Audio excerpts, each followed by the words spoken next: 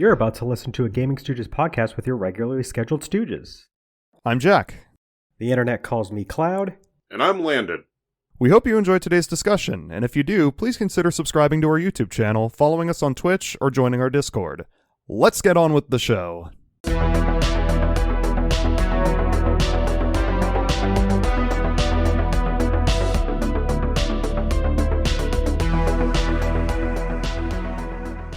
Hey there, everyone. Welcome to another episode of the Gaming Stooges Talks podcast.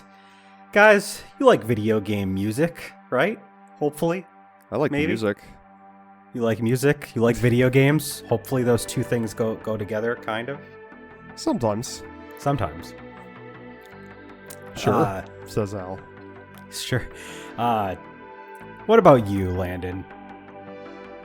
Oh, he's very silent and angry today. And very bald. Yeah, I lost all my hair. Because I became a monk or something. Thinking about this video, all his hair fell out. He was stressing out. I don't think that's a joke for anyone besides us in the call, because we don't have it. You don't have the camera. That one's for the VOD viewers and Not the live even that. streamers. That's right. We don't even do VOD for it. No, Cloud, turn on the cameras on the stream. Yes, I was waiting for us to get into the topic. I do these deliberately. I don't care about that. But sure. Jack, what have you been playing recently? What have I been playing recently? I started Xenoblade Chronicles 3. How's everybody? Tell us about that, please. I have not advanced the story very much. I've mostly just been doing side quests, but I was there when he started. I like it so far. It's fun.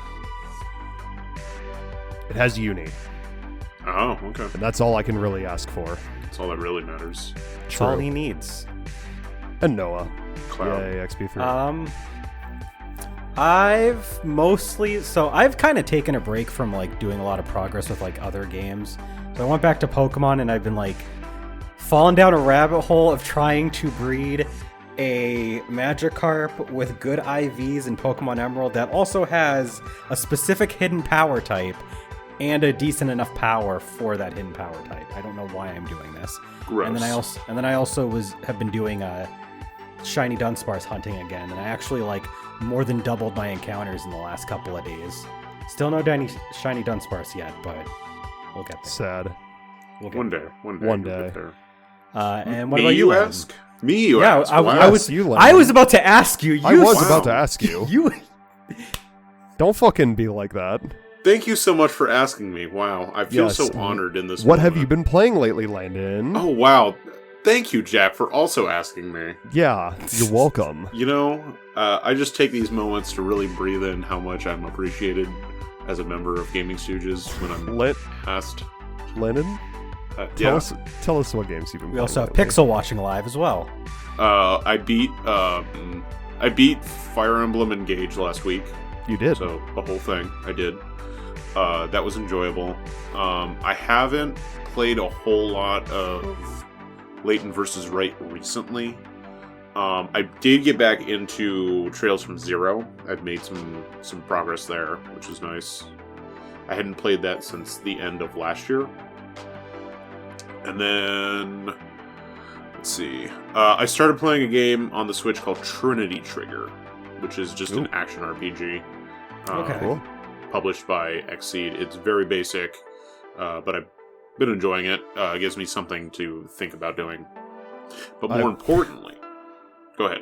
What have you guys been playing? But also, I'm going to ask Al specifically, since he said he started playing Guilty Gear Strive. Who's your favorite character? Pixel said they started playing Monster Hunter Rise again. That is also what my girlfriend has been playing a lot of, more than anything. She was on a big Animal Crossing binge, and then she's like, I'm kind of sick of it. She started playing a lot of Monster Hunter Rise. So something Kari and I started watching recently, though, and I'll recommend it, is a show called The Bear. The Bear? It is about someone who's has been working in high-end restaurants, and his brother dies, and so he takes over his brother's Chicago restaurant that is in the middle of failing. It is very intense, very, very dark humor, very funny. Where are you watching this through? It's on Hulu. Okay. I have Yeah. Hulu. Yeah, we're about 3 episodes in. We're enjoying it. We would be watching more right now, but Cloud says I have to do this, part of my contract or whatever. Oh, okay. I said I have to. I never You said said that. I have to. I Yeah. never said that. But we are doing a podcast, and it does require the 3 of us. Al says he's only had time to play as solid Millia so far, so... Before we get into our main topic, was there anything else we wanted to just mention? Or do we want to just jump right in? You could go give Jack money. Give me money? Yeah, this is his routing number right here. That'd be We just funny. we just doxed Jack in the middle of our 4th podcast episode. Epic. Hell yeah. Gaslighting me in all new directions. I don't know. I don't know if there's anything else I want to talk about. Except Tillamook. Tillamook Frozen Custard, which is not our sponsor, unfortunately. Maybe we could get sponsored by them one day. Tillamook Creamery, come on. Tillamook, if you're listening, sponsor this random Twitch podcasting group that has nothing to do with your product. Spell's too hard. That's true. Jack has doxed me before, so I'm only getting him back for that. Al said that time Jack doxed Landon. All right, yeah. So let's jump into today's topic then. And today's topic is video game soundtracks. So it's probably no surprise that all 3 of us, to some degree, really, really like video game music. Except Landon, because he doesn't like anything. Like, he never likes anything, ever. Can you confirm this, Landon? He's nodding, even though, like, you know, you can't see it if you're listening to the podcast. Now he's just kind of like moving his head in like a swiveling figure his eight. head in like Figure eight. My neck hurts now. So yeah, I unfortunately now a fun part about today's topic though is that 2 of us, and by 2 of us I mean not me, actually have musical backgrounds, with Jack and Landon actually having played instruments or are playing instruments. Jack has a lot of musical knowledge. He's even the manager of a local music store. The chicken right there. And Landon weekly plays instruments at a band practice. So they have a lot more experience than I do with music, but we all do like video game music a lot. We've compiled a list of soundtracks we're going to talk about. Each of us have picked 5, and we're going to talk about their composers. We're going to talk about what we like about the soundtracks. Just kind of like deep dive and like really dissect why do we like the music from these games? What do they do to enhance the experience? Just right off the bat, there are quite a few series that we are not going to talk about. Sonic the Hedgehog, yes, we get it. We love Sonic music. A lot of the soundtracks are really good. We've talked enough about them. None of us put Sonic on our list. Same thing with Final Fantasy. Everybody knows who Nobuo Uematsu is at this point. If you're tuning in, you probably have heard of him. I don't know. Final Fantasy music is largely good. We don't need to talk about it. But we are going to get into some of our other favorites. So we're going to go around and we'll just pick one at a time, one of the entries that we picked, and discuss what we like about it, what it does to enhance the music experience. Just kind of tear these games' soundtracks apart and why we like them. We usually go in the same order as always, so that means, Jack, you are first. Okay. I guess I need to choose one to Whichever one you want. First. Yep. Okay, I'll start with an easy one. So the first one I'm going to talk about is a game that I'm currently Let's Playing. Super Mario Galaxy, baby. YouTube.com/GamingStooges if you want to tune into that. Yeah, we have a Let's Play. It's been getting, like, a lot of views by our standards. Like, comparatively. The part that went up literally today already has 20 views. I don't know where they're coming from, but whatever. The hit LP from Jack. Thank you, Al.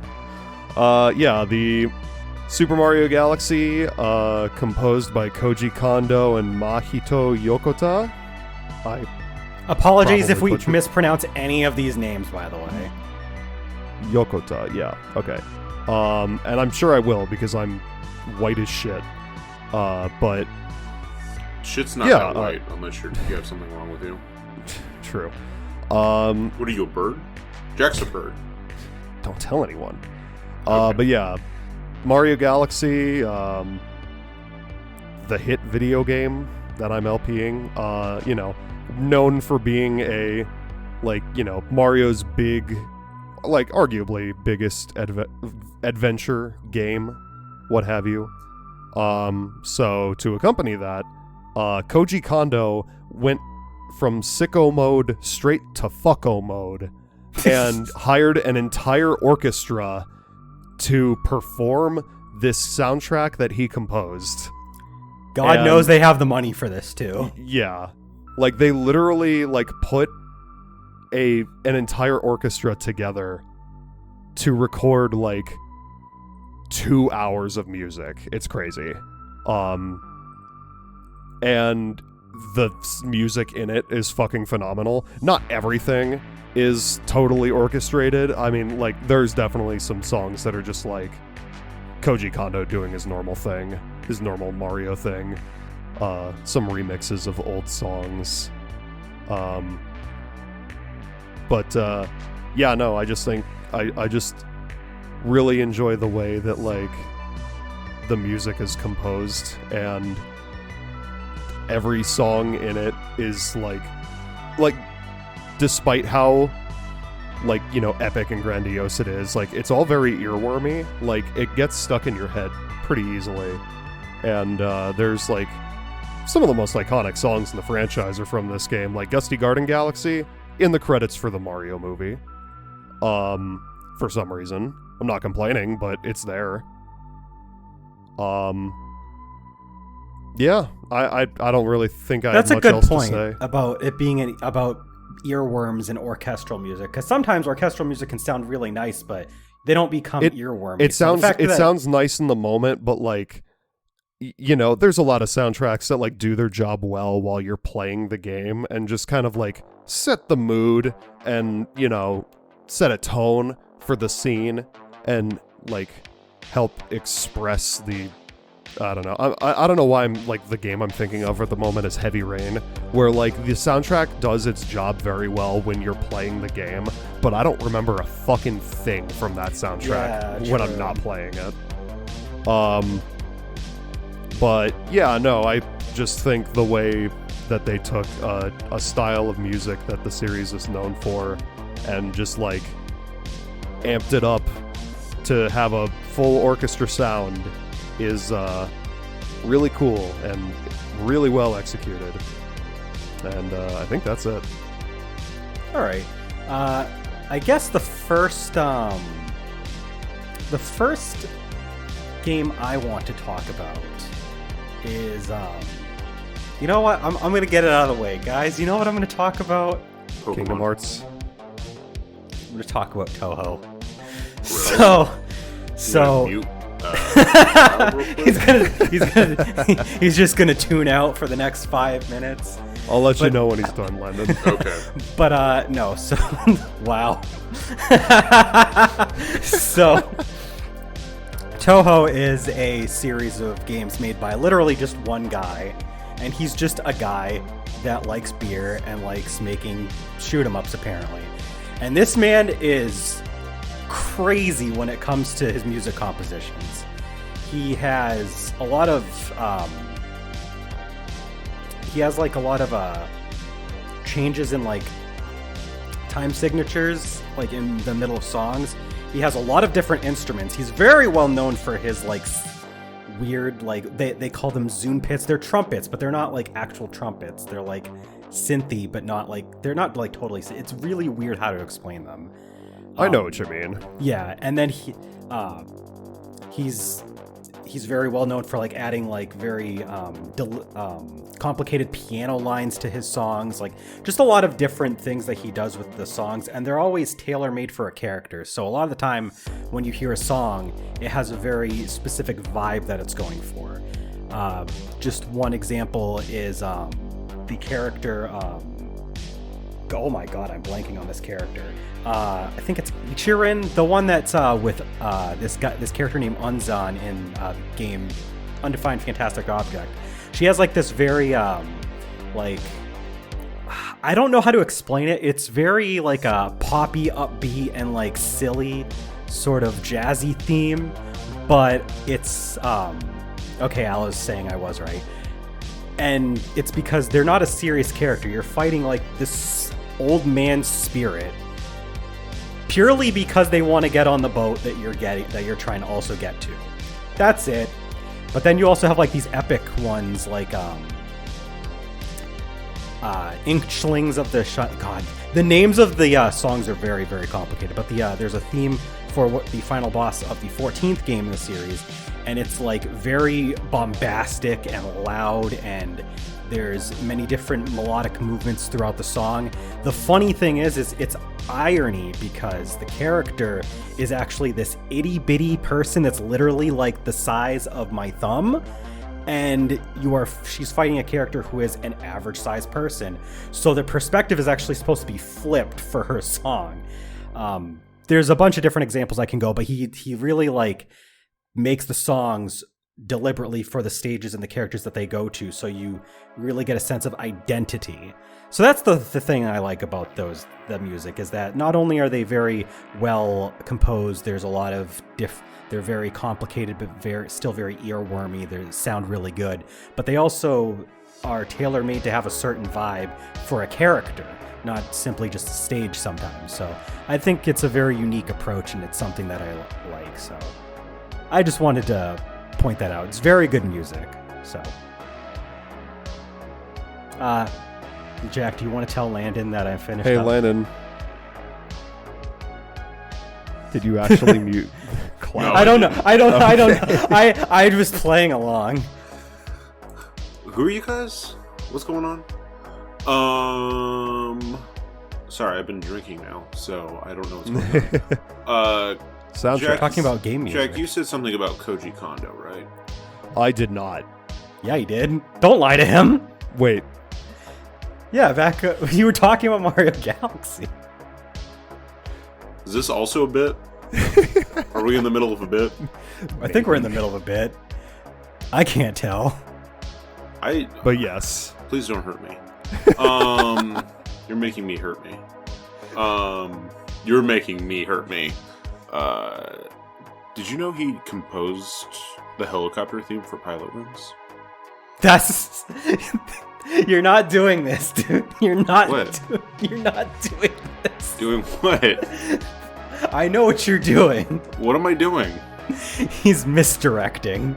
Am I I'm Yes. saying something about Koji Kondo. I think you're stalling. He does have a game that Koji Kondo was a lead composer in that he is not talking about yet. He's sandbagging for some it. reason. He's sandbagging it. I don't know. I think, like, if you pull open Koji Kondo's, like, Wikipedia page, he's been on a lot of things. Not just, main composer, but, like, supporting roles. Yep. He's done, like, He has all a the very Mario storied parties. He's, like, if you've played a Nintendo game, he's probably, especially if it's Mario or Zelda, he's probably done it. It's no surprise that Koji Kondo often ends up on like very high on lists of video game music composers when people like rank them and stuff like that. Yeah, he's got some good stuff. And then Anyway. he also worked on New Super Mario Brothers, so there's that. Anyway, you know what game series I really like the music to? It's actually the Bitch Rip series. Why would you? Why? What was the point of that bit?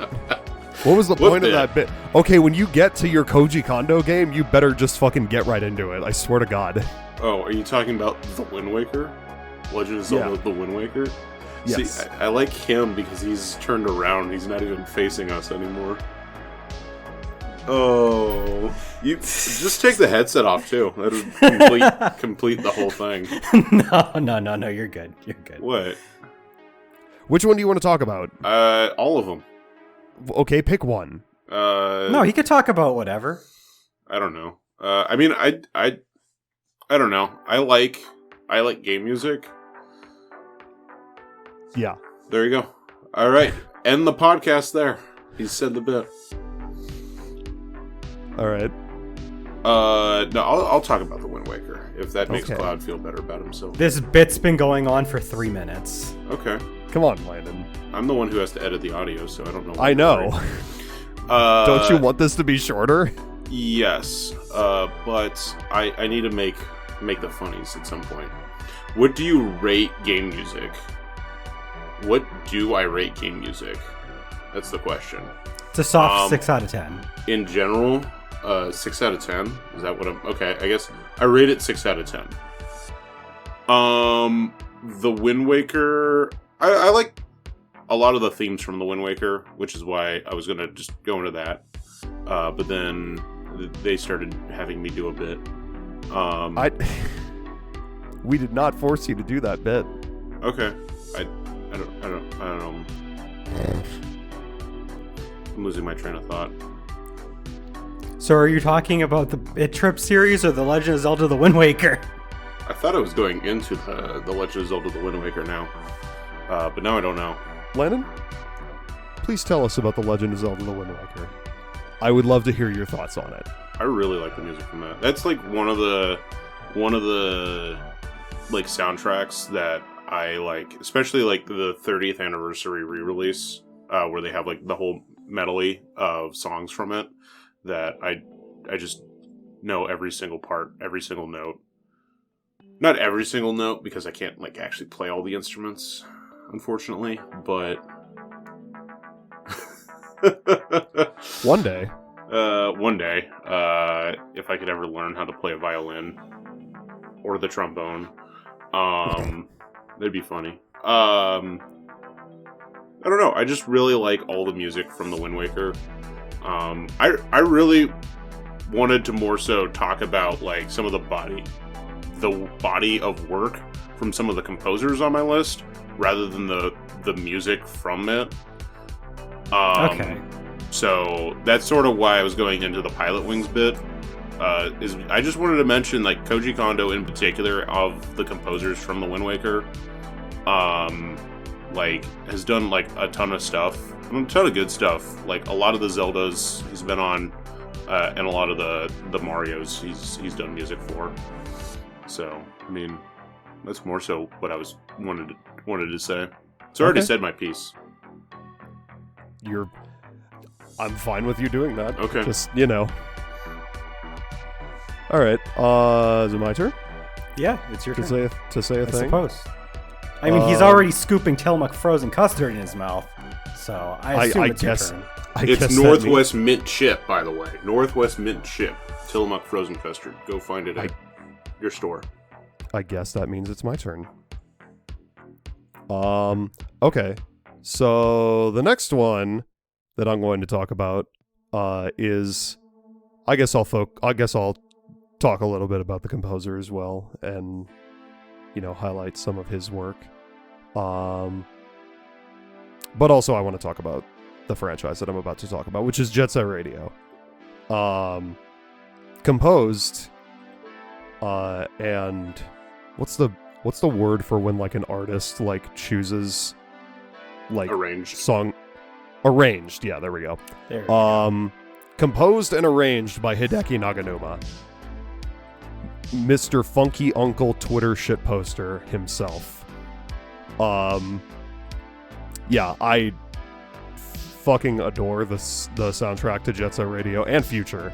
So it's only the two games I'm going to be talking about, but a lot of them are very Rush. Just. He did do Sonic Rush. I was going to talk about the games first, and then I'll get to his shit. But yeah, Jet Set Radio, iconic soundtrack. So many fucking great songs that suit the tone and energy of the game perfectly. A lot of the original songs by Mr. Naganuma are very like, oh shit, did my mouse just die? Nope. Okay, we're good. A lot of the original songs composed by Mr. Naganuma are like very inspired by like late 90s electronic and big beat music. Like there's definitely a very heavy like the Chemical Brothers, the Prodigy, Fatboy Slim type influence in his music, and I can kind of see the Fatboy Slim there. Oh, for sure. I never thought about it, but like, yeah, no, that makes sense. There's a lot. That's like his single biggest inspiration is like 90s big beat. I mean, he said so himself. And it suits like I said, it suits the game perfectly. And there's just so many fucking good songs in Jet. Hold on, I'm trying to pull up the goddamn list of songs in the soundtrack. So I can point out the names because I'm blanking on every single one of them except for Sneak Man, which is incredible. Al says that Concept of Love is the only song he knows. Concept of Love is a good one, though. But yeah, fucking That's Enough, Let Mom Sleep, Sweet Soul Brother, fucking Rocket On, which has a Public Enemy sample.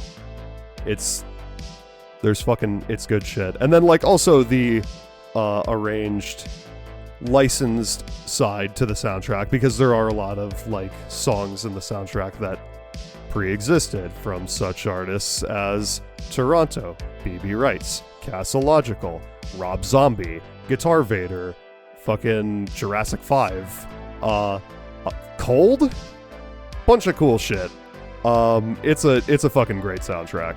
And the only name I recognized out of that was Rob Zombie.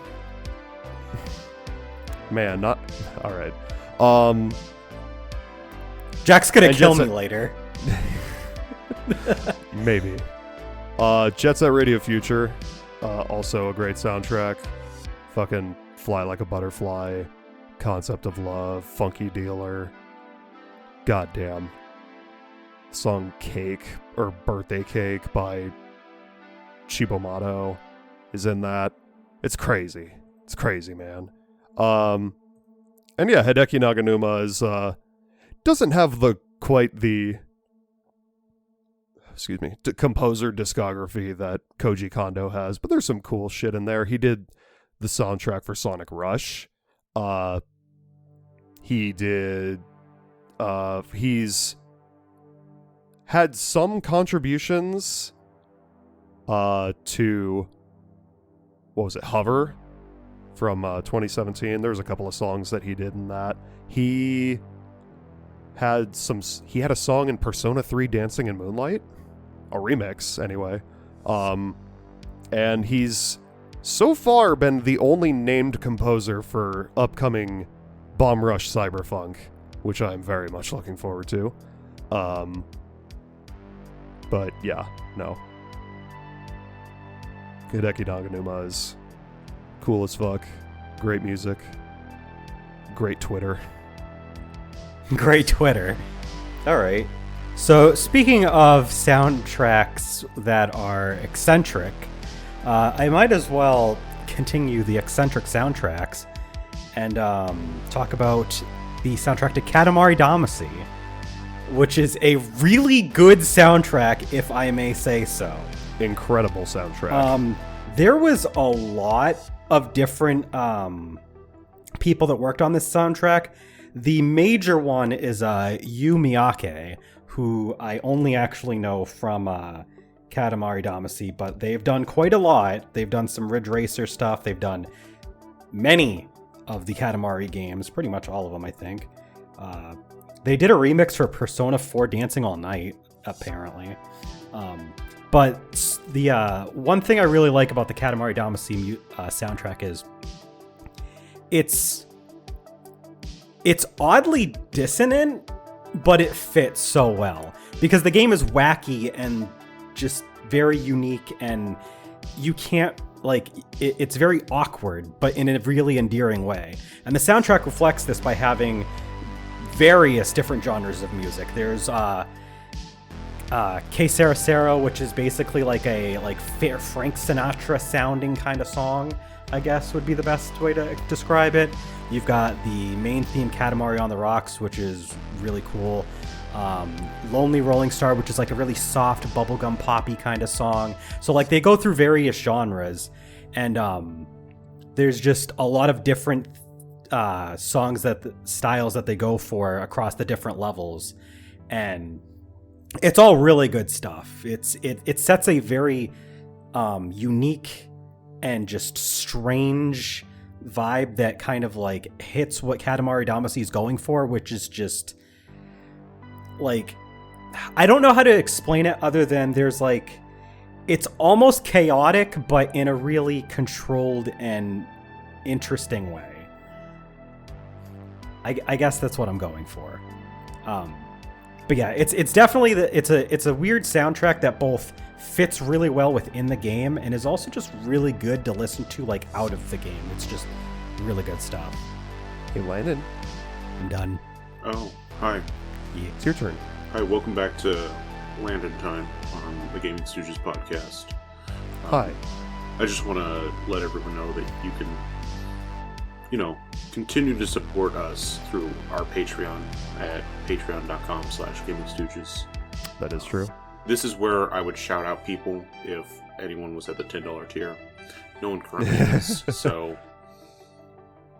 there you go. Anyway, I really like I'll say this. There's two videos I'll ask someone to go watch.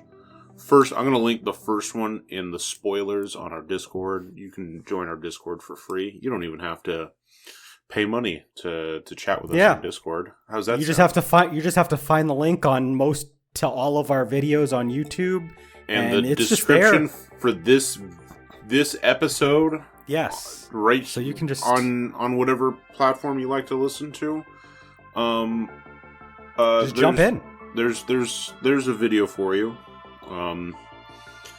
From Austin Winery. He's an excellent composer. He's done a lot of stuff, not just video game stuff. He's done a lot of films as well. But a lot of his video game work is more so what I've listened to. Except I'm gonna throw out he did the Flintstones and WWE.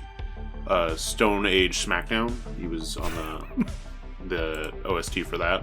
Incredible. So, but he's worked a lot with a lot of indie companies. I would say the biggest one is his soundtrack for Journey, because that's won a bajillion. Well, it was nominated for 8 different awards and won 5 of them. Yeah. It's probably the thing he's had the most. His soundtrack is phenomenal for that. You can listen to Cloud openly weep in our Let's Play, full playthrough of Journey. I have no recollection of this.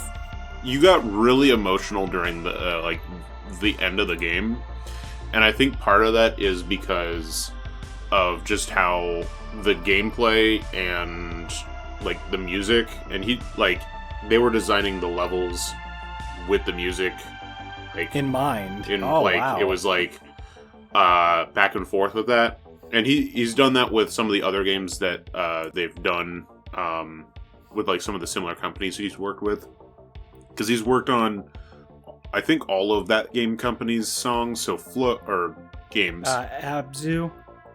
He also worked on Abzu and The Pathless. Abzu and The Pathless were from Giant Squid Studios, which is an offshoot of that game company. Gotcha. But they sort of still have the same kind of feel that Journey has. Kind of like Studio Trigger is to the Gainax. More or less, yeah. And so any game that he does the soundtrack for, all the ones that I've heard, I really enjoy, at least the soundtrack. But yeah, definitely Journey, Abzu, and The Pathless and Flow are all ones that it feels like he's working the same time as they're like designing levels and stuff, and so the music just plays along with the level. It's like an inherent part of it. It's just a fantastic experience. So yeah, the video I linked was him writing music for the Pathless.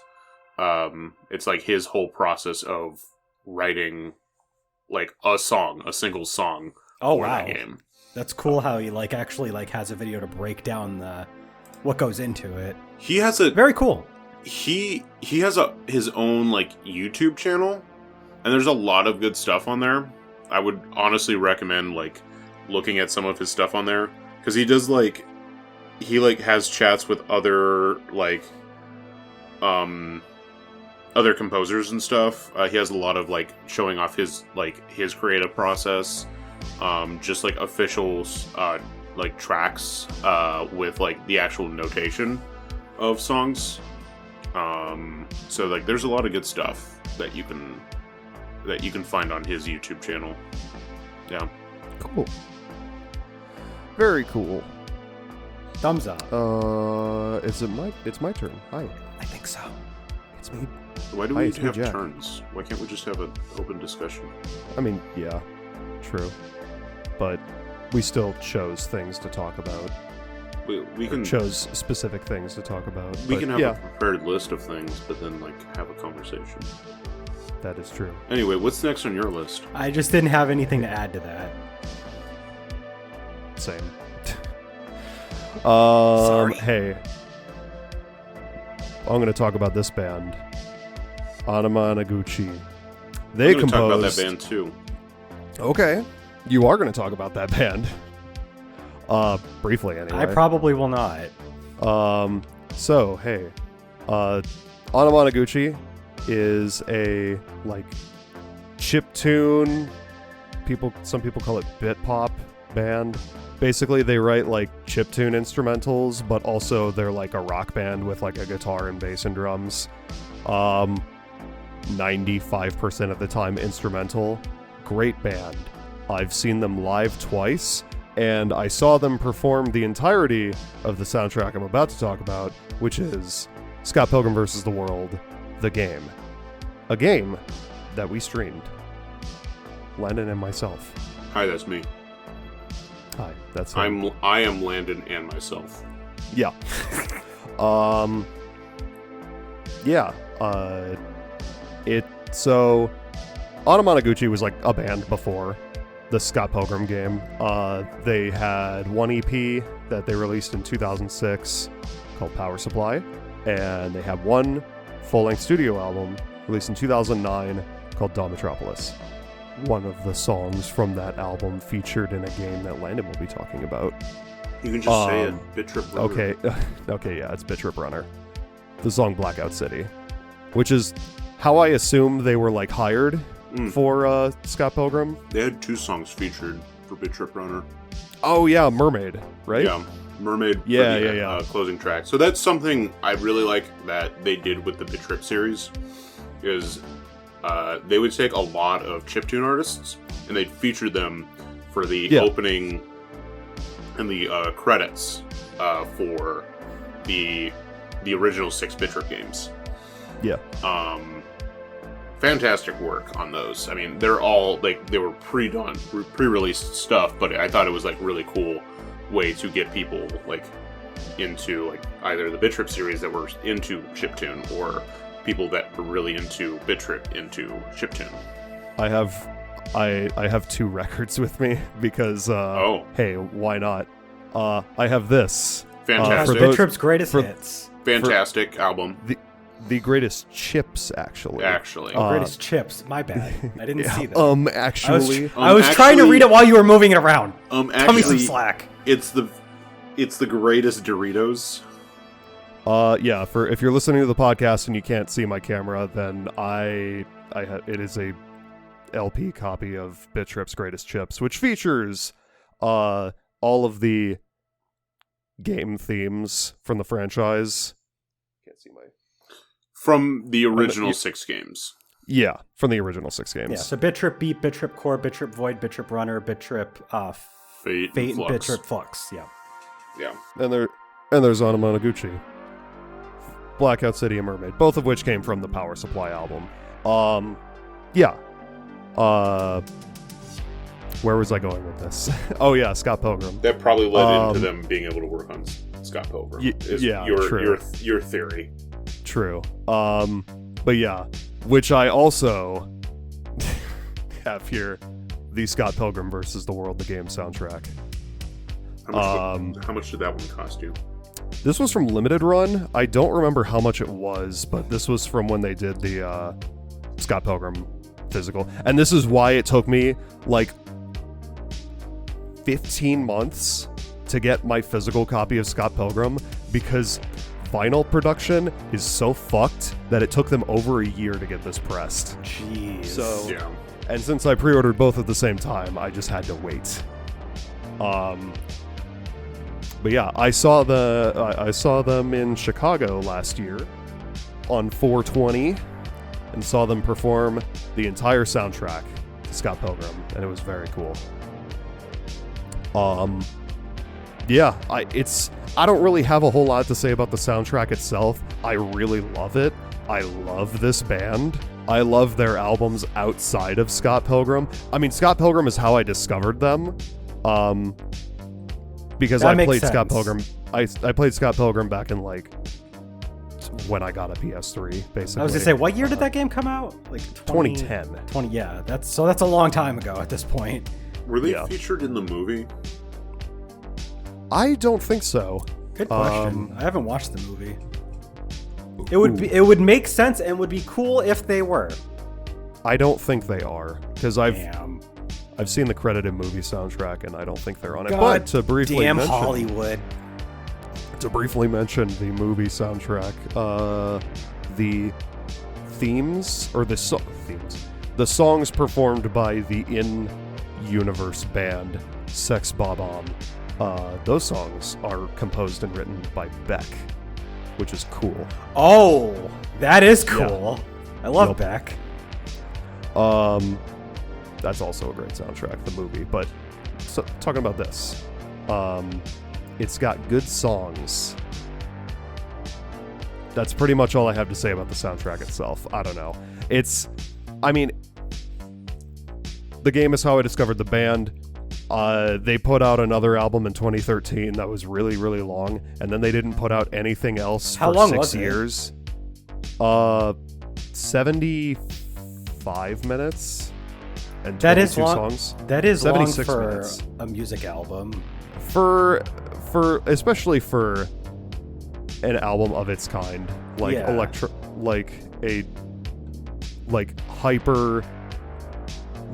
hyper bright, colorful chiptune album for 76 minutes it's a lot. I was But gonna still say love it does sound like a lot. I still love it though. They had a Kickstarter to fund money for their new album, and they used the Kickstarter money to send a piece of pizza into space. What? And then they just sent a piece of pizza into space. It was weird. But then they made the album anyway, so it was all good. All right then. But yeah, weird guys, but I love them. Are you saying that we should take our Patreon money? And put a pizza into space? Yes. Okay. No, not a pizza. A pint of Tillamook frozen custard.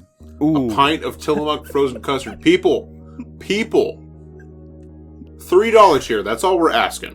$3 a month, and you can see a pint of Tillamook frozen custard in space. I mean, not with your own eyes, but we'll send you a picture. Yeah. We'll get them to take a picture with, what is it, the James Webb telescope? Whatever that new powerful one is. I do want to bounce off of what Jack was talking about with musical artists who they didn't originally do game music, but they have experience with game music. And one of the things that I wanted to talk about was the Spyro the Dragon trilogy soundtrack, which is composed by Stuart Copeland famous for being the drummer for The Police. He did a crazy good job on the soundtrack to the Spyro trilogy. It's very unique because when you think of game music, it's usually either like you've got like chiptune, or you've got a lot of like rock, and you've got like, you know, heavy like leading instrument kind of stuff. You might have guitar, you might have a different genre, might use like piano or some sort of horns, like some sort of like leading instrument. But Stuart Copeland is a drummer, so he has a lot of percussion used in the soundtrack to Spyro, and it's very different, and it's great because it's the kind of music that you can just kind of like vibe to, which is kind of what Spyro is. It's a vibey game. You just kind of like run around, collect gems, you know, if you flame a few, you know, evil dudes. And yeah, so the soundtrack really, he nailed it because it fits so well. But yeah, it's really cool to see when like musical artists outside of the realm of video games manage to put their just kind of give their experience and put it into a game soundtrack, because they're different styles of music. But I mean, Anamanaguchi, they do music that's very similar to video game music, so it's kind of just a natural fit for them. But I found it interesting how Stuart Copeland, who had like no experience with video games, managed to create a game soundtrack that is as iconic as it is, which I'm talking about 3 different games. He did do the music to Spyro Enter the Dragonfly too, but I don't like talking about that game. Subscribe to Patreon, and we'll vote that he has to play Spyro Enter the Dragonfly. I'm going to make the poll myself, so you know what's going to happen. It'll be Spyro Enter the Dragonfly or eat shit. But yeah, I did a Let's Play on the Spyro Reignited Trilogy series, which thankfully does have Stuart Copeland's original compositions because I don't really care for the remixes. I just wanted to bounce off of what Jack was saying because it is interesting how video game music and traditional music can have this coexistence at times. Pixel asks, can I do one vote for the vote? If you're subscribed... If you're subscribed when the poll goes out. You never know when the poll's going to go up, so... We're not going to tell you. Yeah. It'll only go live on our Patreon, and then that's it. We're not even going to say anything on the Discord. You just have to refresh and wait for it. Yeah. $6 tier. Yes, Pixel? Uh-huh. She says, Landon, bro. Broseph. Uh-huh. We hear you. What's going on? Cloud needs to pay for the RSS feed. I have to shill as hard as I can, so my man can pay for the RSS feed. Thank you, I appreciate that. Yeah. It means so much to me. Please tell me when you I'll tell you after the results go live.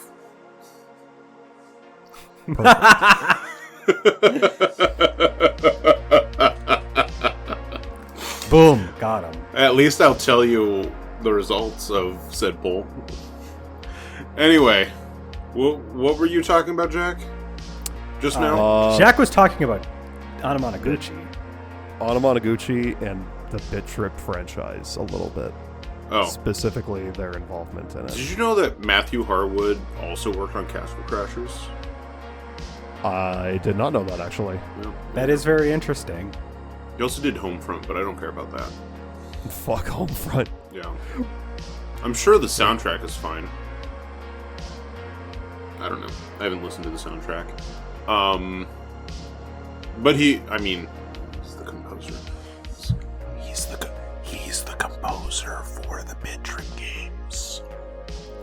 Oh my god. Oh my god.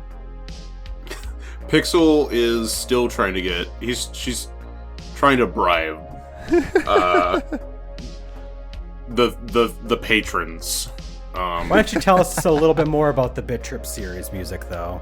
I don't know. So here's the thing. They're music games. They're games about music, rhythm games. So, like, once again, they're designed with the music and the level design are they were kind of made together. Even more than Journey, a rhythm game has to literally operate on the fundamentals that the game revolves around the soundtrack.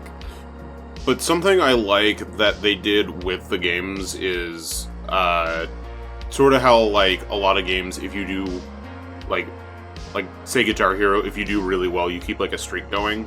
You like have like a score multiplier. Right. BitTrip has the score multiplier, like in some fashion, and like every game they like add like to the cap of whatever the score multiplier is.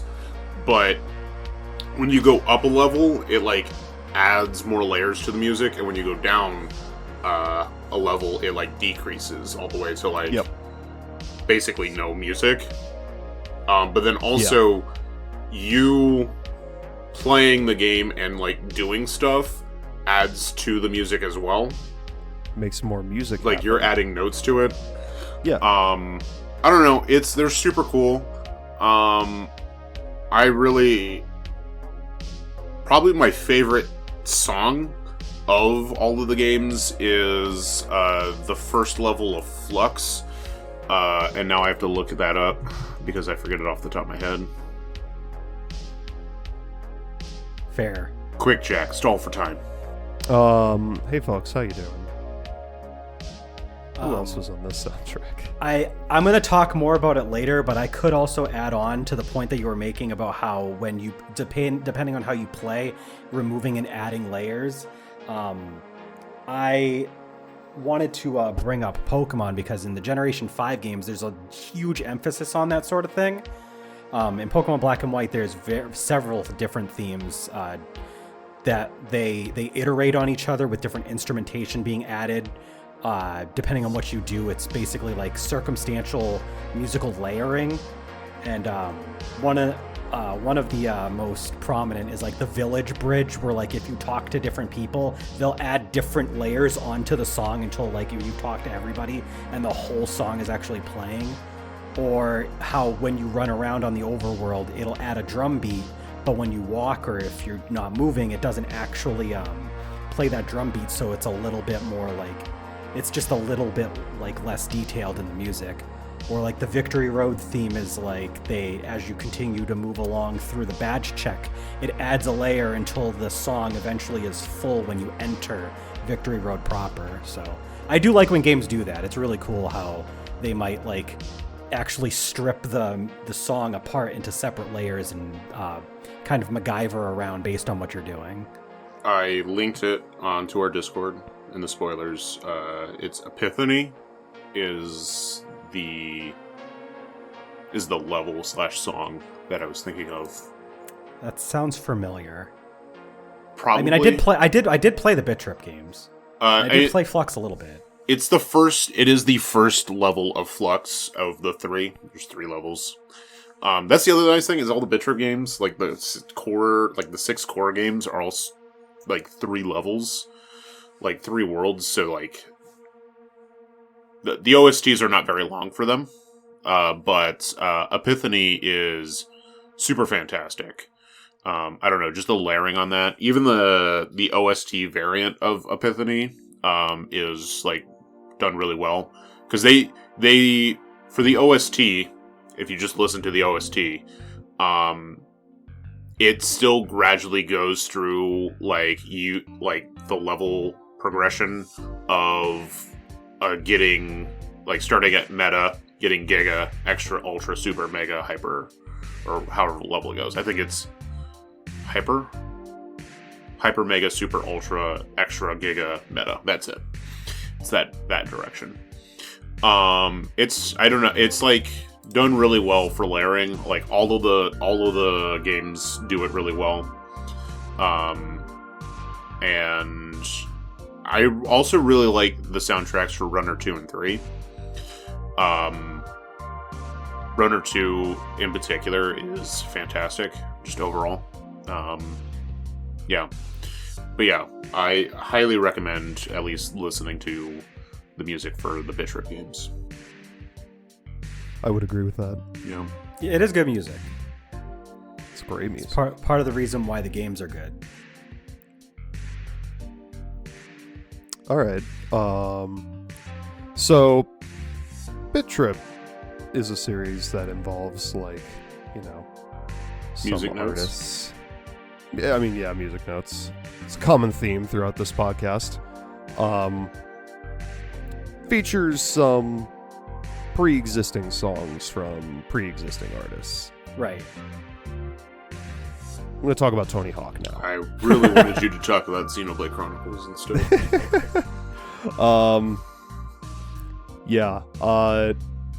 This is a weird one because none of the Tony Hawk games have any like composers outside of like a main menu theme occasionally.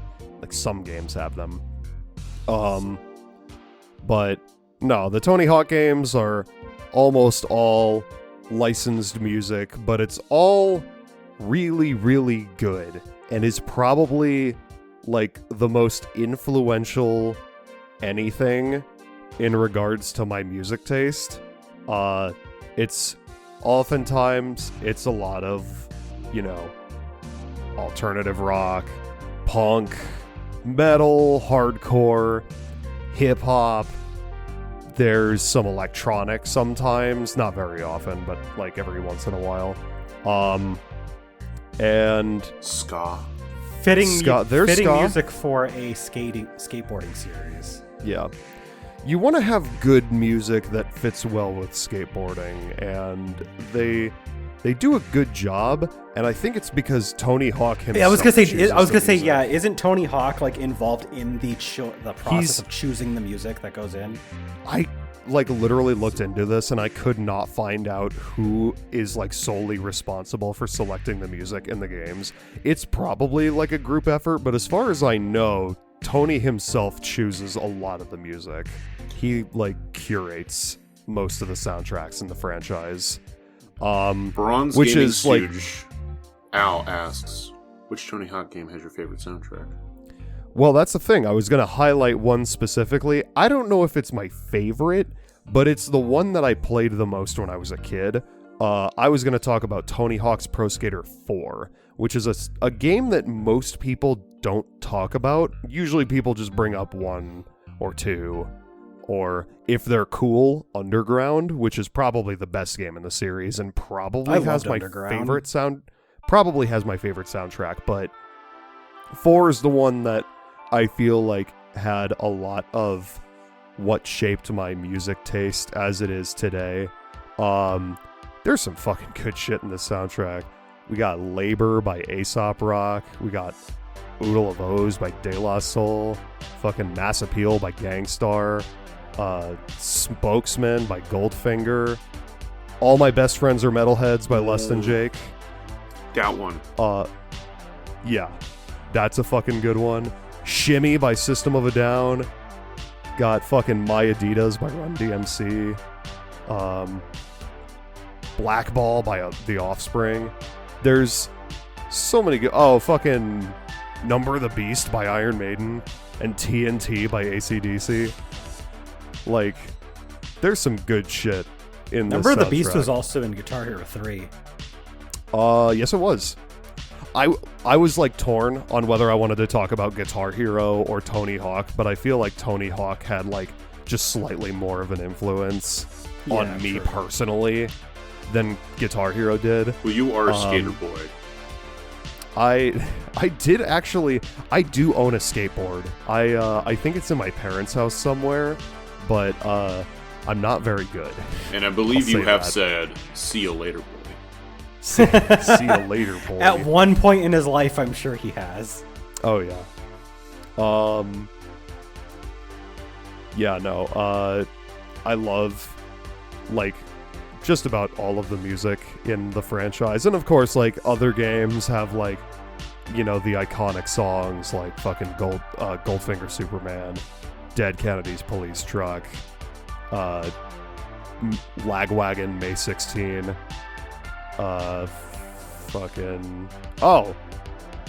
Jurassic 5, not Power in Numbers, Jesus Christ, I can't remember what song it is that's in Underground, but they're in also Tony Hawk as well as Jet Set Radio. So, common theme. Yeah, no, I don't think, like, I mean, odds are if the Tony Hawk game is not very good, like the game itself is not very good, then the soundtrack probably isn't that great either, but the good games all have great soundtracks, for sure. Something funny, I guess. I don't know. It's not really that funny. Something. What's that? When I was buying my car at CarMax, the guy who was selling it to me, because I had to tell him my employment, he was like, "Oh man, I used to play Tony Hawk all the time." And when they were, he had a like punk ska band or something, and his band got into Pro Skater 5. Oh, no shit. Yeah, he like got picked for that, like, which I think that's cool. Like, that is you cool. grow up playing those games, and then a new one, regardless of quality of the gameplay. Yeah, right. It's not his fault that Tony Hawk's Pro Skater 5 sucks complete ass. Yeah, but like, it's cool that you can he grew up playing those games, was influenced by the music from that to have his own band. Did he say what his band was? He did. It's been like 8 years since. Oh, okay. So it's been a long time. It's been or something. It was it was maybe 2 years after Pro Skater 5 came out that I so it's been probably 5 years or something. So I don't remember exactly. I was pulling it up to see if I could find it, but I don't see a track list, at least not right here on the site. Hold on, I have a link. I'm looking at it right now. Yeah, so I'll have to look through it to see what exactly it is. If I figure it out, I'll let people know. But okay. Yeah, it's I just thought that was something cool. Yeah, that is cool. Yeah, So you said Tony Hawk Pro Skater 4 specifically, the soundtrack kind of shaped your tastes? I mean, you could pick any of the first 6 Tony Hawk, honestly the first 7 Tony Hawk games, and say this, you could easily make an argument for each one of those shaping my taste in music. I have favorite songs across the entire franchise, but Pro Skater 4 is just the one that I played the most when I was a kid, so I was exposed to it the most. So yeah, that makes sense. That's what I'll say. Because I wanted to kind of go into kind of branch off of that, but this is kind of a stand-in entry for all of the games with similar soundtrack feels that I like, because I mean, obviously we all grow up playing certain games, and because of the games that we like when we grow up, will inform our opinions and inform our tastes later down the line. When it comes to game music, one very influential series for me is Pokemon. I brought it up a little earlier when Landon had brought up the concept of musical layering affecting a gameplay experience.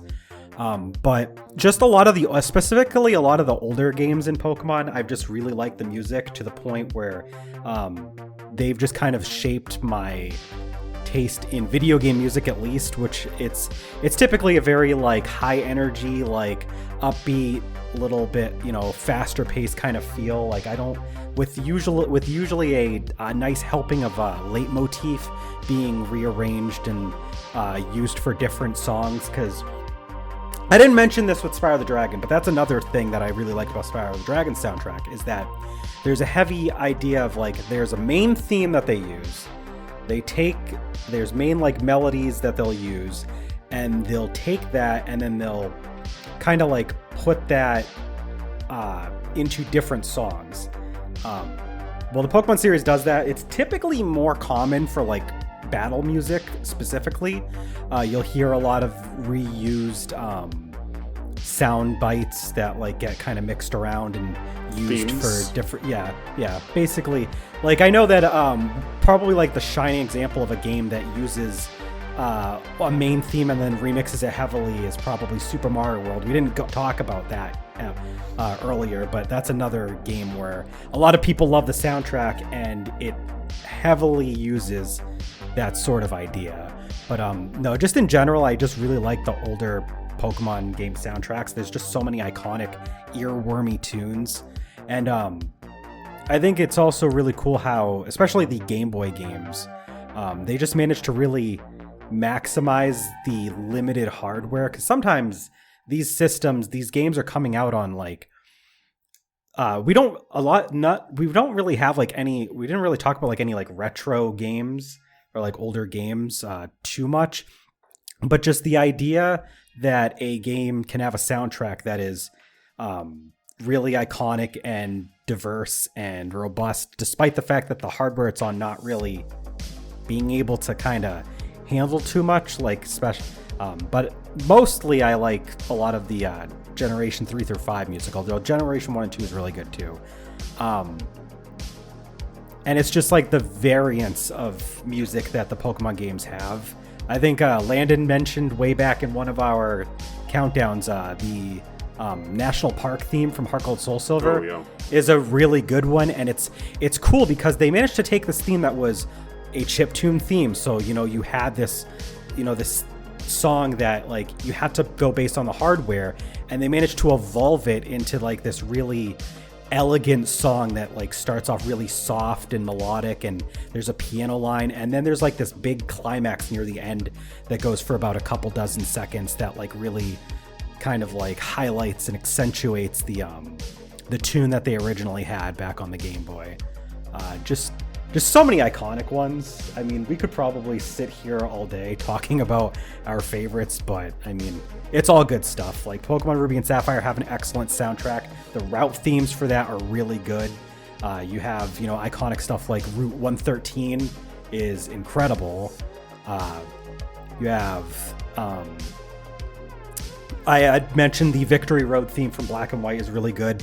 And one theme that doesn't get talked about enough is the Pokemon League theme in Diamond and Pearl, which is like this really soft piano tune that's just kind of, relaxing and cozy. And it's something that I like in video game music when they take a moment, a snapshot in time in the game, and they have a song that really kind of like settles you into that moment. And this moment is kind of like trying to say, hey, you're like right outside the building for the end of the game. You've made it. It's been a long journey, and you're probably tired. And here's this really sweet sounding, melodic, relaxing tune to get you to take a deep breath before you go in for the final moments. And I think it's really cool when games do that. They really capitalize on that moment to produce a theme that really sounds nice for that. I mean, I'm sure you guys all have different favorites. There's so many iconic ones though. But I thought about choosing Pokemon Ruby, Sapphire, and Emerald for my. I'm here to talk about it for you. Yeah. He's here to be the conduit of the conversation. I decided. True. I decided against it because You've talked so much about those games. Yeah, honestly. But, like, I don't know how much I really have to say about it, aside from I love every single song in that soundtrack. It's good. Like, there's not a single weak link in that entire goddamn soundtrack. Every single song in that perfect soundtrack. A+. But, like, beyond that, I'm just like, I don't know. I don't have a whole lot to say. Like, it doesn't, like, have a particular, like, theme I'm going for. Right. I mean, I guess the next game I'm going to talk about, which is Xenoblade, I guess it kind of, like, covers a similar theme. But I don't want to... We can come back around to it. Yeah. But no, I think, one of the things I really like about Ruby and Sapphire's soundtrack is just... Wait, hold on. Al said mention the Kanto Gym Leader theme from HGSS. It is really, really good.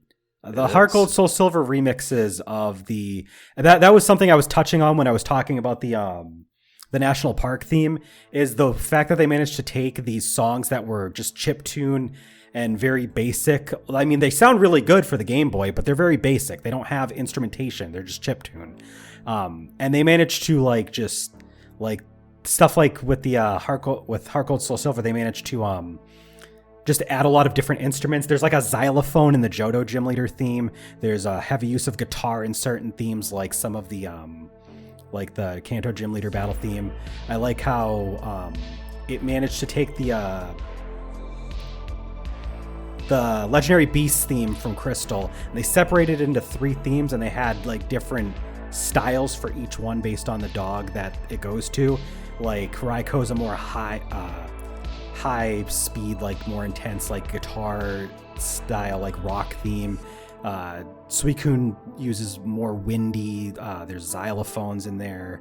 Entei is kind of a more like rumbly, bassy kind of one. So yeah, no, it's really cool what they did with that soundtrack. Yeah, I think that's all I really want to mention. That and the champion theme from Ruby Sapphire is really, really good.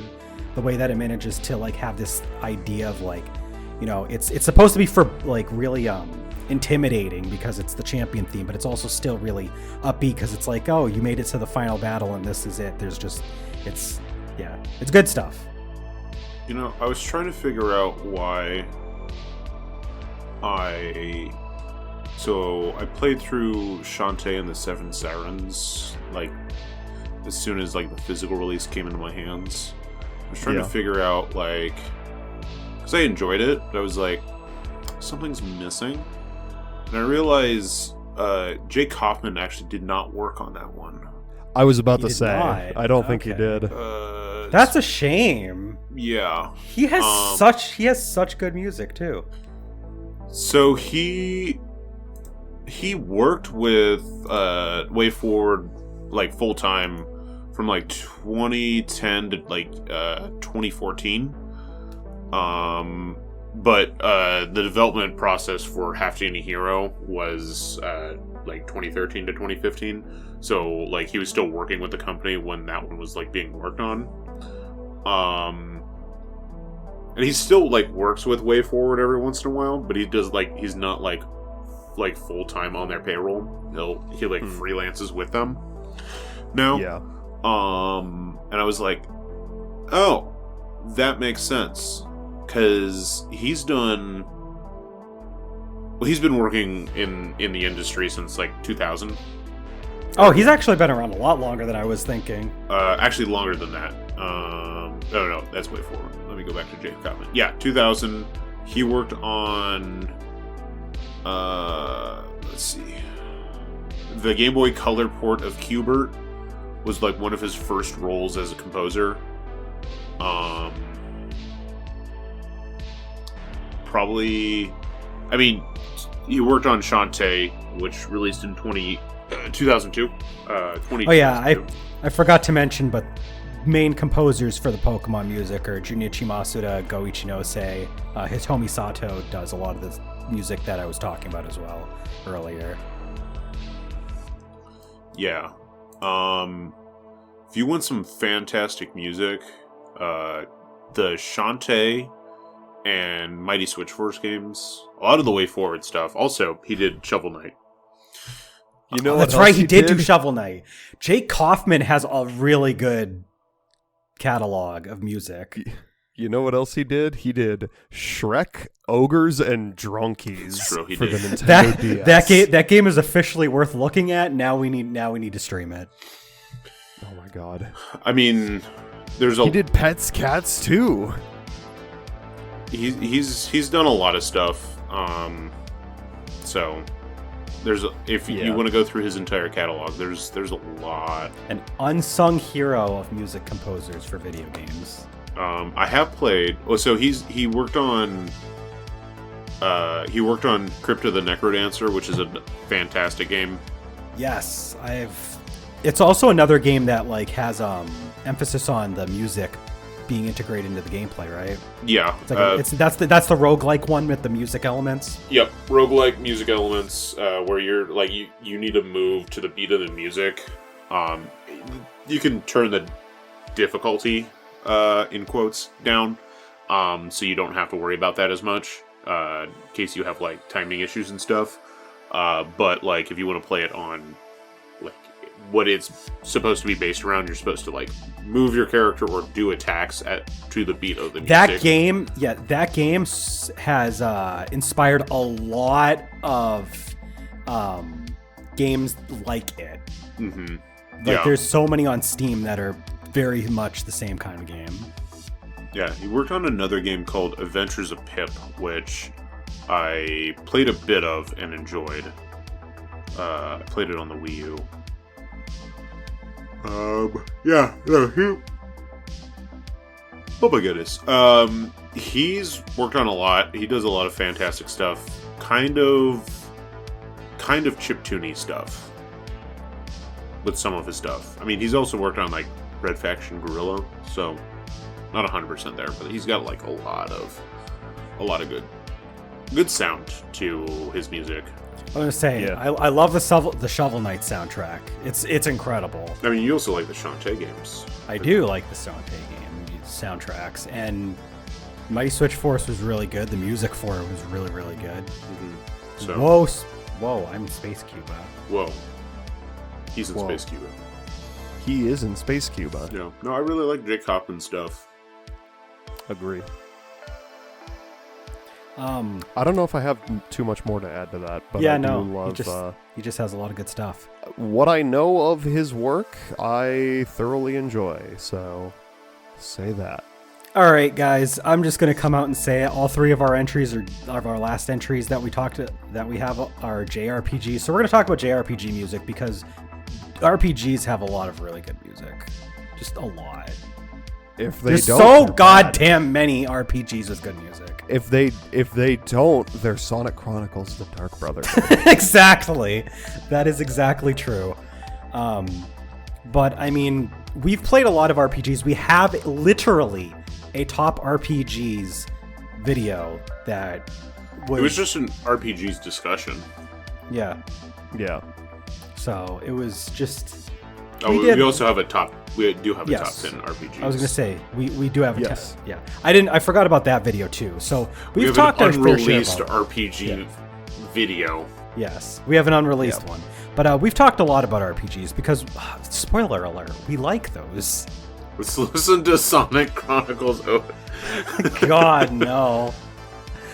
We don't have to. We don't have to save the VOD, but sure. I heard that, I read that there's like a rumor that they lost all of the music files for the game, like right before it released, and they had like no time at all to like put together. And they ripped a bunch of like music off the internet and made MIDIs of them for they did have some themes. I don't know if it was actually that they lost it or that they were time constrained and they didn't have all of the music ready in time and just gave up on it. But there was like some like a few songs that they had like uncovered at some point where it was like original compositions they made for the game, but they didn't have a lot. But we should talk about good soundtracks and not Sonic Chronicles: The Dark Brotherhood. So who wants to start us off? Nose goes. Jack wins. Jack, you were first. He has to go first. All right. I'm going to talk about Xenoblade Chronicles now. Okay, Yeah. Talk about it. Xenoblade Chronicles is composed by Yoku Shimomura Of Kingdom Hearts fame. Who also did music for Kingdom Hearts. She is excellent at what she does. One of the most talented in the industry. Like, I don't really give a fuck about Kingdom Hearts, but she did Xenoblade, and that she's cool in my book for that. Yeah, her whole series, like her whole discography, is pretty mid if you average it all out. But no, the stuff she did. I'm gonna pull up her. See what else she did. She's been around since like the fucking early 90s. Don't forget, Yasunori Mitsuda also worked on Xenoblade Chronicles music, and they also did the music for Chrono Trigger. She did the fucking music for Street Fighter 2. Dude, what? No way! Yeah. There's no way, dude. What? Street Fighter 2. She did the music for Super Mario RPG. She did the music for Mario and Luigi Superstar Saga. Super Mario RPG. She's done a fucking lot. Mario and Luigi. That's Party crazy!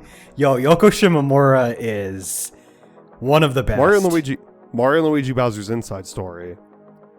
Fucking Xenoblade Chronicles, like the whole Kingdom Hearts franchise. Dude, Breath of Fire? Oh, she did one song for it. She didn't like do a whole soundtrack. Still, she contributed. Yeah, no, she has an expansive backlog. She worked on the Mario plus Rabbids sequel, which is pretty funny. That is cool. With Grant Kirkhope. I forgot Grant Kirkhope was involved in that. Shoutouts to Grant Kirkhope. We haven't brought him up yet, but like the stuff that he's done in the past is fucking stellar. I love everything he works on. Yoko Shimomura, is it Ace Plus or ACE Plus? I'm honestly not sure, but they're the band that does like the rock songs, the rock and metal songs. Oh, really? In Xenoblade. Yeah. That makes sense. So, like, You Will Know Our Names. Yeah. Mechanical Rhythm.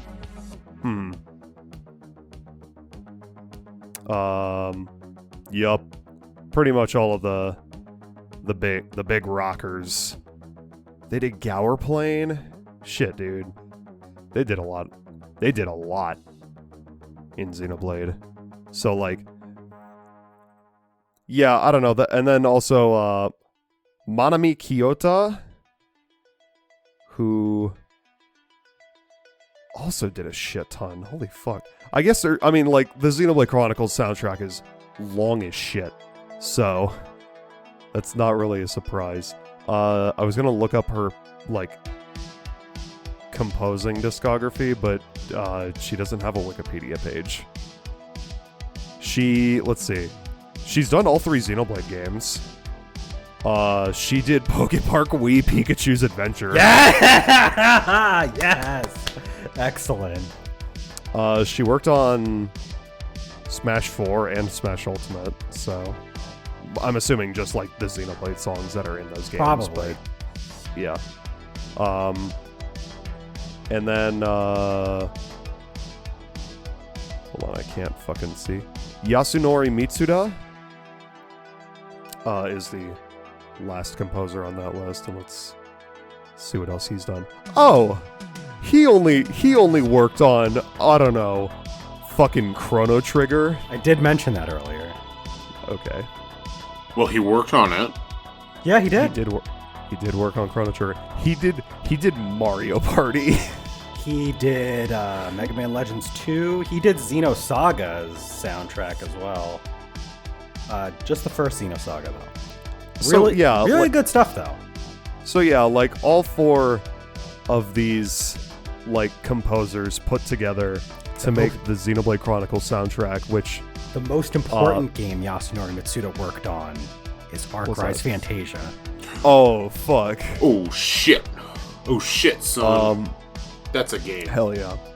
Yeah, but yeah, no, those 4 together to make like this whole soundtrack of like songs or rather tracks and themes that like perfectly set the mood for any location, any event, any story beat in the entire game.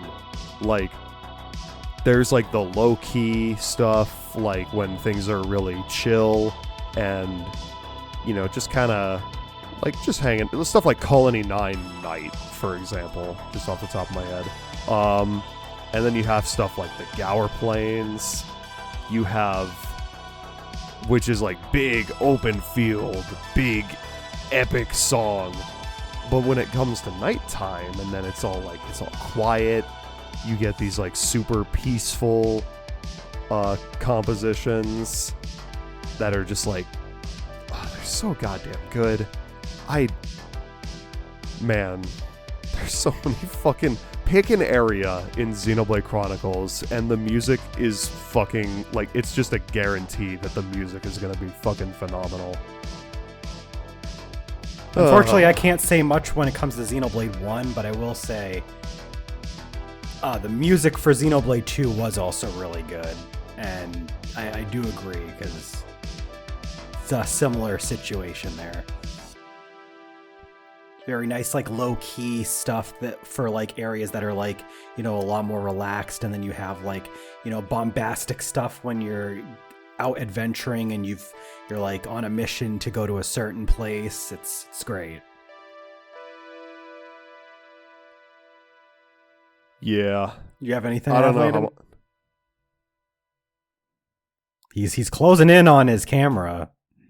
He's giving us the eye. No, I don't. It's fantastic music, though. Oh, God. It's so good. Even if you haven't played a lot of Xenoblade, you've probably heard the music from Smash at the very least, and you probably liked the music, too, so... Yeah. I mean, I remember listening to, like, the YouTube uploads of Xenoblade songs before the game was even localized, and thinking, God... When can we get this fucking game? I want this game so bad. And then we did get it. Operation Rainfall was a success. And it was so goddamn good.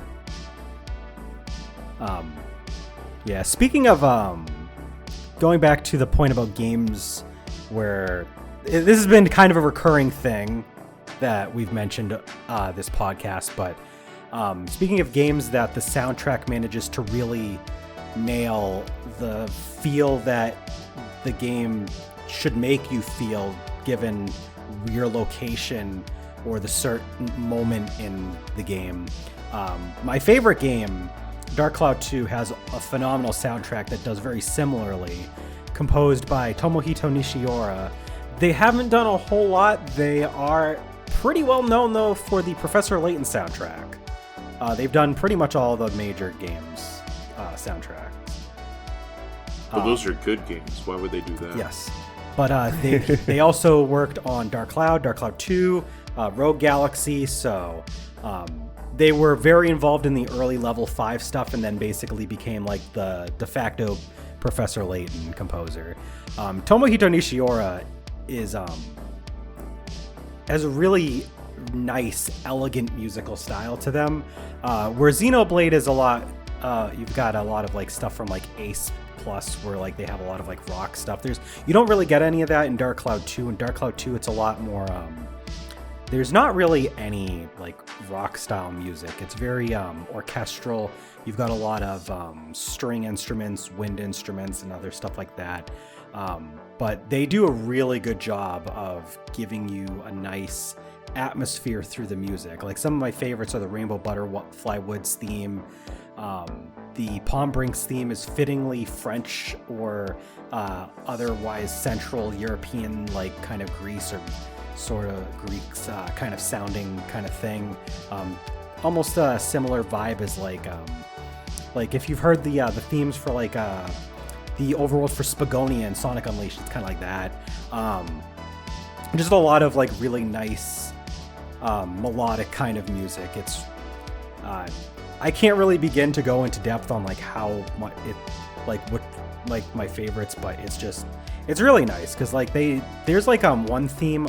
There's like you have a use of like, I don't know if it's like violin or cello or something. It's a very similar instrument to that, and that's used through the battle theme is like highlighted through that instrument. Like like the song itself is really good in general, but like it's really accentuated by that one instrument. I think that's really unique, considering that's not an instrument you typically hear in game music a lot. Yeah, it's nice stuff. But I like how when games do that, they manage to, just hit that specific atmosphere, I suppose. Landon's hiding behind his beard. He's... I haven't actually played any of the Professor Layton games yet, but I assume they probably have good soundtracks too, right? I mean, yeah. Jack? I'm sorry.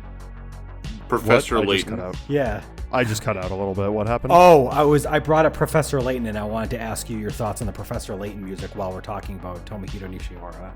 Oh, it's fucking great. Shoutouts to GameSpot, who, when they reviewed the first Professor Layton game in 2008, and they gave it an 8 out of 10, but in the cons section, they said it had bad music. And I say, fuck you, GameSpot. Fuck you, Spider-Man. that review stank as hell. Fucking great. That review is stank as hell, but yeah, no, I love the Professor Layton music. Lots of accordion. It's all great. I think there's use of accordion in a couple songs too in Dark Cloud 2. Like I said, Tomohiro Nishiura uses like a ton of different weird instruments. It's really nice. GameSpot. Hi, Landon. Hi. What do you want? You want to join us in our discussion about RPG music? Do you want me to pitch the Patreon again? Is that what you want me to do? No. Yes. Yes. No. Maybe? Make up your mind, damn it. I am holding a green stop sign. I have Momo. Join our Patreon. We will make a $20 tier. You can have a picture of Momo with a trader stamp on it. Perfect. Gotta make like a private Instagram where we post pictures of our cats and you get access to it for like $12 to $15 a month. Just daily pictures of all of our cats. You get one picture from each of us for each of our cats. Join the Gaming Stooges OnlyFans, but it's just pictures of our cats. Hell yeah. That's only cats. That's a pretty good idea. Anyway, what were we talking about? We're talking about good games. Talking about good game soundtracks. Specifically, RPGs have been the topic of today. Oh, I don't know any of those. Yeah, you do. Don't lie. You know what the most frustrating thing was? When I was like, I want to do Trails. But you couldn't pick one. It was hard, huh? It's not that. It's... So, they have a sound team where it's like... Oh, yeah. I know what you're trying to say. 5 composers.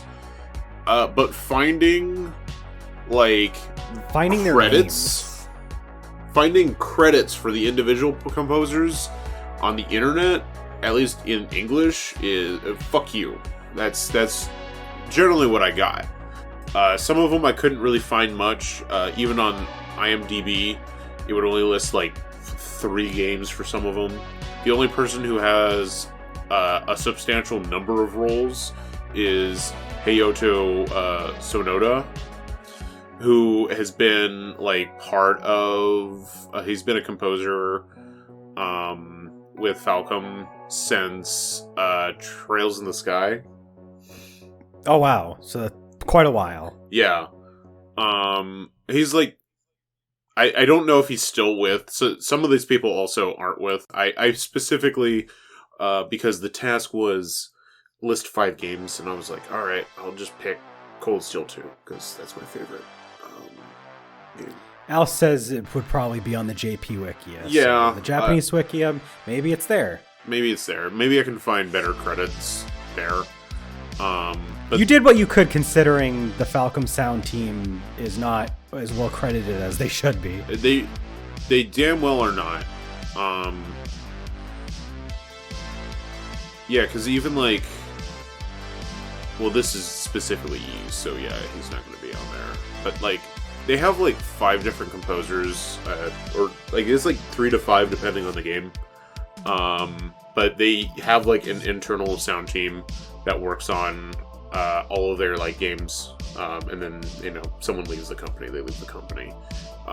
But, like, that's why, like, Trails, also Ys, have really good soundtracks, is because they have really good composers that have been like working on the games for a while. A lot of them have been like I said, Hayato has been working on these games from the first Trails in the Sky for the Legend of Heroes games, all the way through Reverie, Trails into Reverie. So they've been part of the team for a while. But basically, since the major overarching story of the series has started. Yeah, and then has worked on a lot of the Ys games that have come out, 7 and 8, and then also some of their other titles. But yeah, they've got 5 people. I guess I could attempt to say all of their names. This is gonna be fun. So. Hayato, I have it on my notepad. Yeah. Hayato Sonoda, Takahiro Unisuga, Saki Momoyama, Yukihiro Jindo, and Toshiharu Okajima. Yeah. Some of those were hard to say. Yeah. I think Yokiharu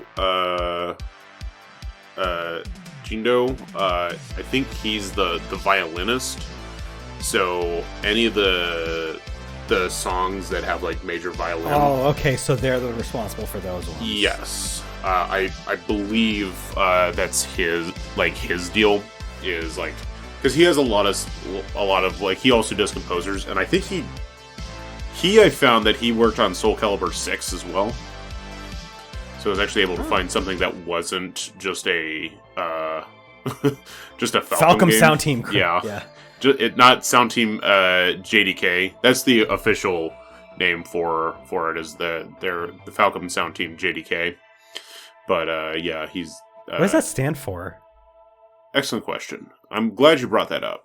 It's you're always asking the questions. I am. It might mean something in Japanese. It probably means something in Japanese. So. Because I can't think of any English acronym that could be that's sound based. Yeah, I can't see anything. You can go ahead and keep talking about what you're talking about. I don't remember. I asked too many questions. The sound team is really good, and then they also, separate from that, have essentially an in-house band. They're freelance, but the JDK band, is the people who do the album, or they're the people that play the music. They're technically separate, and they're not part of the same stuff. But they the band is really fantastic as well. I don't know. I think I found the current members for sure. Hayato is for sure one of the current members of the sound team. Hayato just lives there. Basically, which is good because you can tell, obviously, I mean, you've listened to the soundtracks for at least partial soundtrack for Cold Steel. I've found songs I like to the point I remember the names, and you're like, I don't remember that name. Well, I don't usually necessarily go out of my way to find the names. I just really like the music. Right. Because usually what I'll do is when I'm really wanting to listen to a song or to a game soundtrack, is I'll put on the whole OST and just listen to it from the back. Yeah. I would do that for Persona, Zelda, Wind Waker was one, a lot of the Trails games. So I'll do that with sometimes there's been times where I'm like, Jack, pick a game. And then Jack will pick a game. Oh god. Ollie Ollie. And I would just listen to the whole soundtrack for that if I really like the game. Yeah, that's usually how it goes. So that's but yeah, they have incredible talent. They all the things that these two assholes said about the shit about RPGs, I pretty much. You did bring up Persona, and we didn't get to talk about Persona music, but I know that Jack really loves Persona music. Considering yes, I do. I don't know how much I really have to say about it. I was gonna say, do you have anything to say? Because I don't know if I could really explain what makes it good. It'd probably be something you'd be able to articulate better. Man, I don't know. Persona has catchy songs. I mean, I think they really work on fitting the mood of that game. Because Yeah. Persona, especially 3, 4, and 5 specifically, let's be real. Yeah. They're not talking about The OG ones Persona. most people talk Listen. about. None of us have played 1, 2, or 2. Yeah. I have watched a portion of a Let's Play for 1, I think. That's it. I have no experience with Persona 1 or 2. So Or 2. they're really just talking about 3, 4, and 5. So Yeah. let's be real. But then now that we've gotten Yeah. that part of the conversation out of the way, 3, 4, and 5 are really stylish. Yeah. Like There's a word. that is a Very word that snazzy. describes those games, and that's from top down. Like everything about those games is stylish. Yeah. Especially 5, like they really like the menus are stylish. But I mean 4 also had that. But like they really worked on that for 5. So like the game soundtracks like just fit whatever that style of it is. And whatever the overarching mood of those games. I think one song is particular in Persona 5 that really like kind of hits that point home is EY's weapons shop music. The music when like you go and you talk to him and you like open up the theme and there's that smooth jazzy song that's just walking you through the menu as you're picking out the equipment that you want to buy. It is so fucking good, and it hits so hard while you're just scrolling through a menu. It's crazy. Agreed. Yeah. I'm really blanking on anything specifically to say. They're all, I mean, like Landon said, they're all the games are very stylish. All of the songs in them suit that mood pretty phenomenally. Songs are catchy as shit.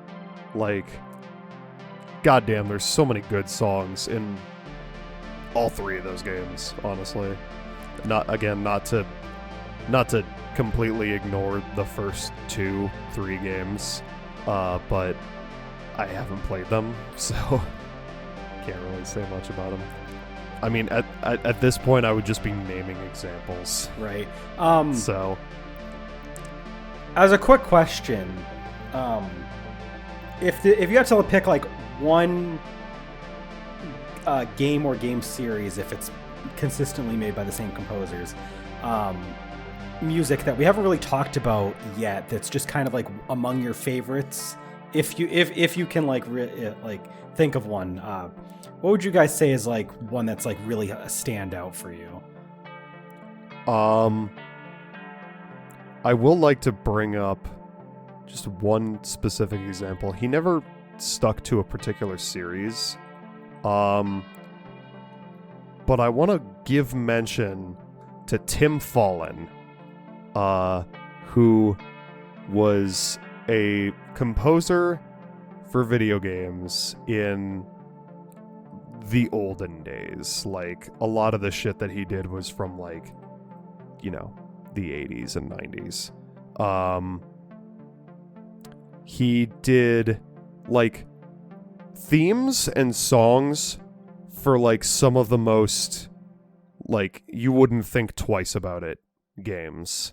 Like, he did this theme song to Silver Surfer, or fucking Pictionary, or Solstice for the NES. That has a really good, if I remember yeah, menu. That's what I'm saying. He also did Plock, which is a game for the Super Nintendo that no one remembers, but like the theme songs that he does, and just like the other, like just the general compositions in those games, he goes like crazy on these songs. Like, literally just listen to the fucking theme song for, you know what, I'm gonna pull that up. The fucking theme song for Solstice on the NES. This is an NES song. This is, yeah, like NES. And it's like the craziest shit you've ever heard in your entire life. It's like a full 3-minute non-looping. That is crazy for NES standards. Yeah. Keep in mind, NES games, the sound, you're lucky if the song goes beyond a minute and a half. Yeah. It's like a full non-looping 3-minute song. And it's incredible. And yeah, like other shit, like fucking Pictionary. The theme song is fucking incredible. Why did he go so hard? I don't know. He goes so Plock? hard for random soundtrack. Like Plock, the theme song for Plock does not sound like it came from a fucking Super Nintendo. I think like- you showed me this before. Yeah. This sounds familiar. Soul Not the System? NES, not the NES one. The one from Plock, because you said Oh. the Plock. Yeah. Yeah, specifically, like, Miyamoto loves that game. I don't know why, but he said, like, the theme song for Plock is, like, one of the best things he's ever heard in a video game. Well, there you go. That's why. Yeah. It's funny. Yeah, I think I don't have too much else to say about him specifically, but, like, just look up Tim Fallon on Wikipedia. Like, go down his list of, like, composition credits and just, like, pick a random game. And, like, the theme song for that game probably goes crazy. It's probably slaps harder than the game itself does. Oh, fucking, how could I forget? Puzznick. The theme song for Puzznick on, what was it, the Amiga or some shit? Jeez. And That's a deep cut. yeah, it's a deep cut, but the theme song is so good. Landon, what about you? Is there a I mean, big one? I would probably pick as a composer Kenji Yamamoto. Yes. Because Unfortunately, there were. He was wasn't he the one that Go on. I was just going to say he worked on basically he's worked on all the Metroid games. Like he's another one that has just worked on a lot of like Nintendo stuff, as like composer or like sound support, sound directors. But yeah, he's primarily done most of the Metroid games from Super Metroid onwards. So like his whole catalog is really fantastic. For sure. I'm trying to think if there's anyone else specifically that I wanted to highlight. I'm going down the list of like my favorite games in my brain and trying to think if there's anyone else that I. Fucking, how have we? I mean, okay, no, I guess we already said we're not going to talk about Sonic. I was going to bring up Jun Sonoy, but How dare you? I mean, take that back. I mean, you can go ahead. Okay, Okay, this is a different one. That's weird. Okay. what? There's two different Kenji Yamamotos. The one I was thinking of was the bad one that got in trouble for stealing music that he remixed into music that would go into some of the Dragon Ball games. Oh no. So when you said Kenji Yamamoto, I was like, I hope you're not talking about the. No, there's Kenji a different. Yamamoto who worked on the Metroid games. Yeah, there's two different ones. Yeah. Totally different Kenji Yamamoto. Yeah. Come on, Cloud. Hey, I just wanted to make sure. I had his Wikipedia up. I knew what I was talking about. I was going through my phone to check because I You're was like, like, that sounds shit. familiar. I was gonna say that one sounds familiar. I was like, is this a bit again? No. This is another bit. No, you're just celebrating. The Metroid music is really good. Very atmospheric. I am all bit, so that's fair. Is it a trip of bits? Maybe. Just a trip full of them? Maybe I trip all the time because I'm a bit. Yeah, Anyway. no, I mean, Jack mentioned Jun Sonoy. I could talk about Nobuo Uematsu all day. They have a lot of iconic music. Like, even if you don't really play games, you've probably heard the Final Fantasy. Ba, ba, ba, ba, ba, ba, ba, ba. Landon will unironically hum that, and he doesn't play Final Fantasy. I played 2. You played a Final Fantasy. I've also played Final Fantasy Tactics War of the Lions. That's a good game. See? Although Nobuo Uematsu is not involved in that one. But I've played It's fair. 2. I'm not even counting Chrono Trigger, which I always say is my favorite. Final Fantasy game. Hey, listen. They released the Final Fantasy anthology with Chrono And Trigger. it was in there, yep. So is it you or is it Square who's wrong? Neither. Neither. Because of their idiocracy, I can say that. That's all Jack, I love. did you want to add anything else or? I mean, not really. So yeah, I mean, I don't know if there's anything else we needed to cover. There's, as you could tell from all the stuff we've talked about, it's a diverse range of things that go into why we like video game music and what constitutes a good video game soundtrack. It could be, a bunch of existing licensed music that just gets put into a collective that just sounds really good together. It could be unique sound compositions that either are directly affecting or just assisting the gameplay. It's just, there's a lot that goes into video game music, but it definitely should be appreciated just as much as any other aspect of a game. But did we have anything else we wanted to bring up before we sign off for the night? I'm tired. You tired? Yeah, me too. Yeah. I'm not tired. I don't know why I'm not. But we will see you guys next time with some other podcast topic that we don't know yet. Maybe we'll let people vote on it. Who knows? Maybe if we have enough people who have joined our Patreon in time for that. We don't need that. We have 3. That's more than enough. But hopefully you guys enjoyed. If you'd like to reach out to us and share your thoughts about video game soundtracks, we'd like to hear your thoughts, what you like, what you grew up with. Just email us. Join our Discord and talk to us about it. Just fucking as long as you're not like a weirdo.